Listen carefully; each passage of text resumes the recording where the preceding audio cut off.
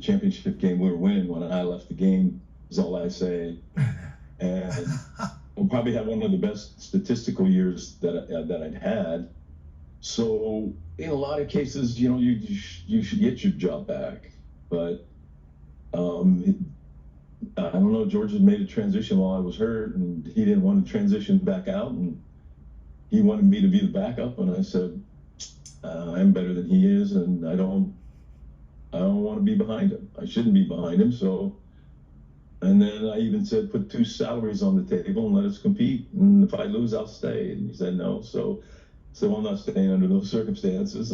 I want to play. I want to be on the field. I want to finish my career on the field. I don't want to be here on the bench when I know if I knew I couldn't play, different story. But I knew I could play still. You and Steve have any heat for that? Any beef for that long term? Or?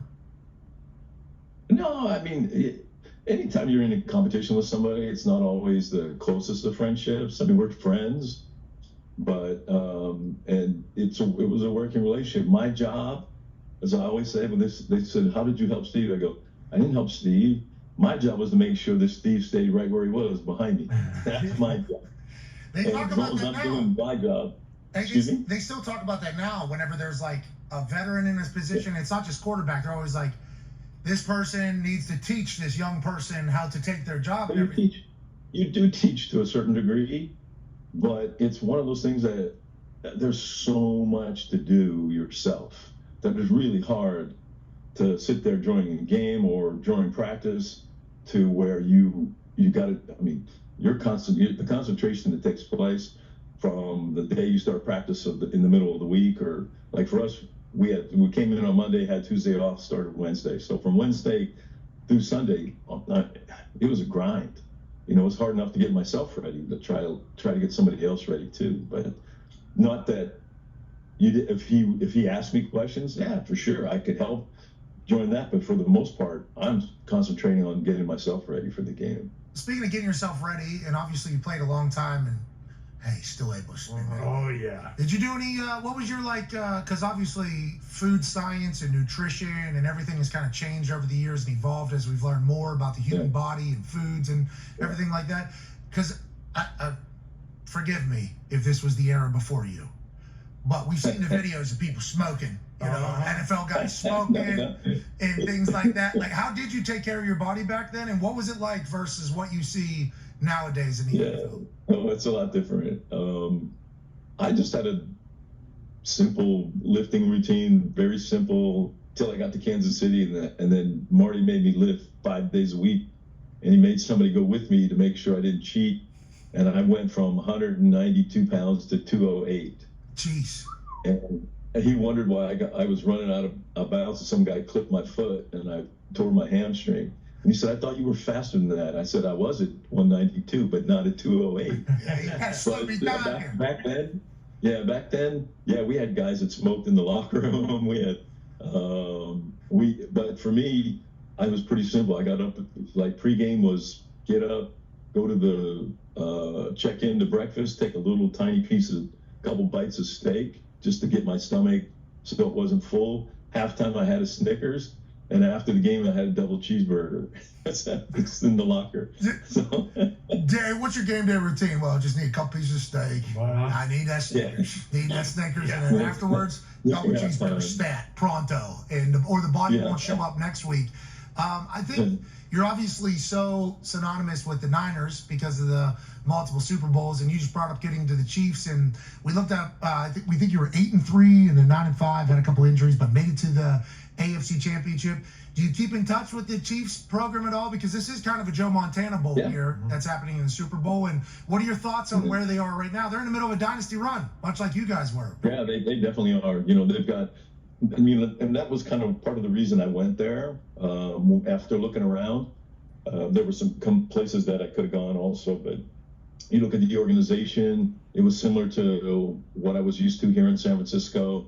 The support from the team, the support from the fans is absolutely ridiculous. If you ever played in Kansas City, it's insane. And but it was just a great transition. We had a really good defense, and we had a really good offensive line. We had some what I wasn't really used to was some little fast guys on the outside. I could fly. I'd outrun my arm all the time. Oh, guys, yeah, I got to get this up as fast as I can get it in the air.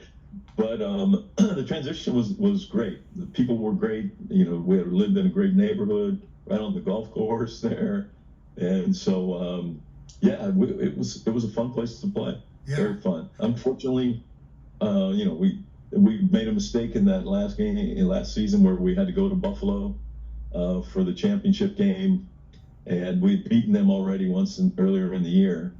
And it was 50 degrees and sunshine in Kansas City, but that wasn't the case. And they're home field advantage matters. Home field advantage matters. Oh my gosh! And I couldn't throw the ball from here to my window right there. And it was and for the any consistency, light rain, drizzle, wind, cold. It was like, yeah, everything I hate. Pittsburgh guy, but you go over to California for a while, things start to get a little bit different over there in NorCal. Change. Ty has a question for you, Joe. Yeah, Joe, before Bill Belichick, a lot of people would say that, hey, Bill Walsh is arguably the greatest coach of all time. So you play for him, and then obviously in Kansas City, play for Marty Schottenheimer. Right now, the coaching cycle is kind of complete, and we're seeing all these teams go with young, offensive-minded guys. Are you surprised that a guy like Bill Belichick is kind of left out and he's not, with only being 15 wins away from the career record? Like, are you surprised that the league is skewing much younger and going offensive, and a guy like Bill Belichick and Pete Carroll are kind of just left in this game of musical chairs and they're not going to be coaching the team next year? I can say yes and I can say no, but for the most part, it doesn't surprise me at all. Anything in the NFL these days, I mean, they're always looking for the next best thing. And I think when Bill came along, he brought a new type of system that people have added on to a lot. That made a lot of sense, and I think was his big advantage at that point. And that's what they're looking for now. The game's changed. It's not the same as when Pete first started or Belichick first started. And they're looking for those guys who, live in that world right now. And quarterback position's different. So I'm not surprised. I mean, yeah, it would be nice to see them catch on somewhere, but I'm not surprised that it's happening finally to the coaches who are doing it to everybody. They're getting it now.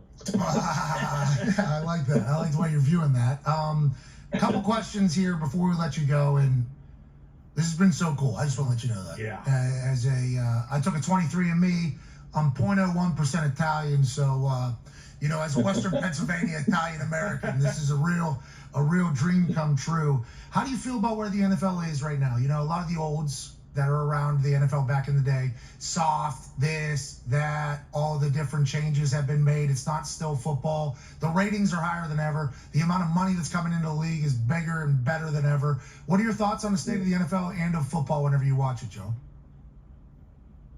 I think it's great. I mean, the game itself is, it's a Sunday afternoon. There's nothing like a Sunday afternoon, and being out there and getting the ups and downs and the ebbs and flows of the game and the adrenaline rushes that happen, and it's still fun to watch. And the game, if you look at the game from when Jennifer always hates when I say this. Well, when I played, because she always says, why does everybody have to play that? But back when I played, there were guys who played before me that if I watched their tapes, I would say the same thing. Wow, the game's changed a lot compared to then. I mean, even some cases, the ball's shape has even changed to where it is today. But they're always looking for a way to make the game better. Now finally they're starting to try to make it a little bit safer. I still would like to see him hit the quarterback, but just don't compress him in the ground. We should be able to get hit like anybody else. But the problem I have with that is that we get hit by a guy who outweighs you by 150 pounds. Excuse me. It's okay. Hey.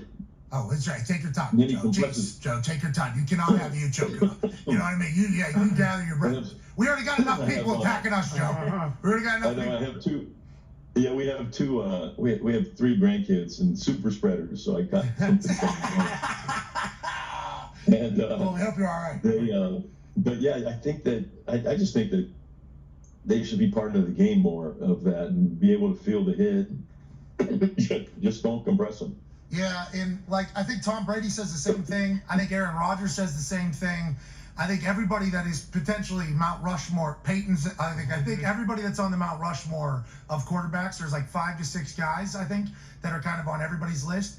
When that starts happening and your name starts getting brought up into that, as a dude who's from coal mining steel mill town, playing sports, just hoping to get to college, is that a whirlwind of emotion whenever people start saying like, hey, this guy's like greatest of all time to ever play the sport that literally all of America loves? Like, when did that start happening for you, and what was kind of the emotions of that came alongside of that?